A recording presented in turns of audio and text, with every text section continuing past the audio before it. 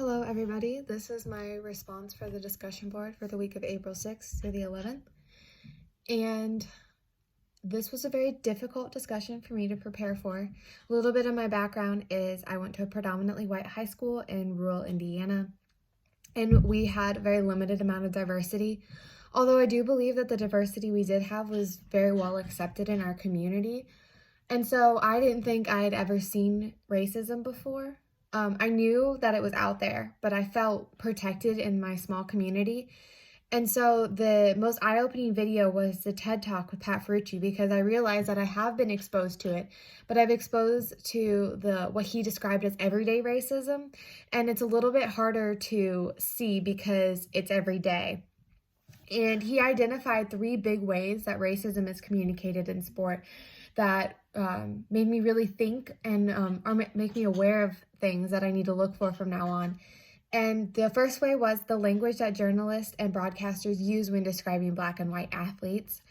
And the second way was how kids are funneled into certain positions when they're younger based on their race.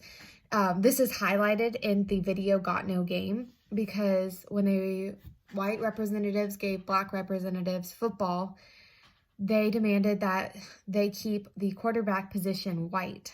And this is where the funneling happens.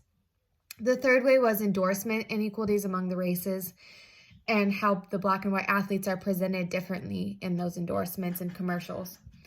So to the first point, language we use is very powerful, and it's evidenced by the fact that the study they did showed that people really did apply those stereotypes that the journalists and broadcasters present in their publications.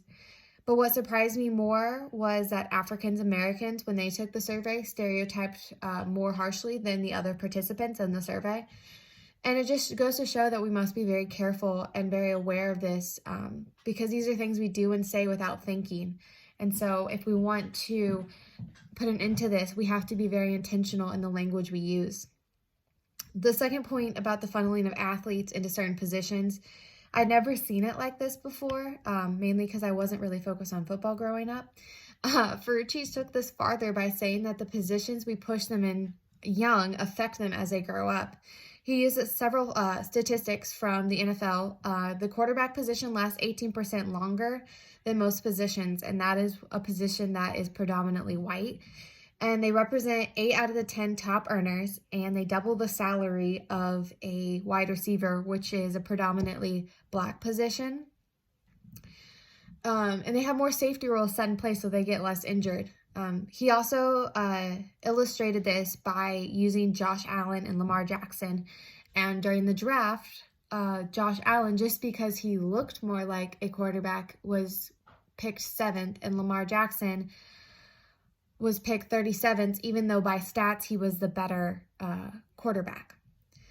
The final way that racism is communicated through sport that was talked about in this video was endorsements. And this one was one that really opened my eyes because I'd never seen it before. But the more research I did and the more looking up commercials, I could see it more.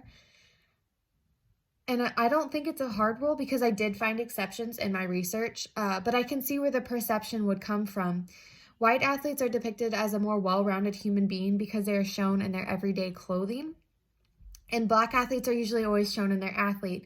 I think Pat Ferrucci talked about Cam Newton, and he endorsed a yogurt brand in his uniform.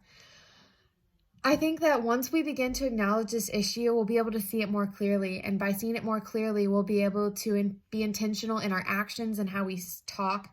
And the book talks about how our linguistic choices that embed assumptions are so much more subtle. So we have to be that much more careful when dealing with this topic and talking about it.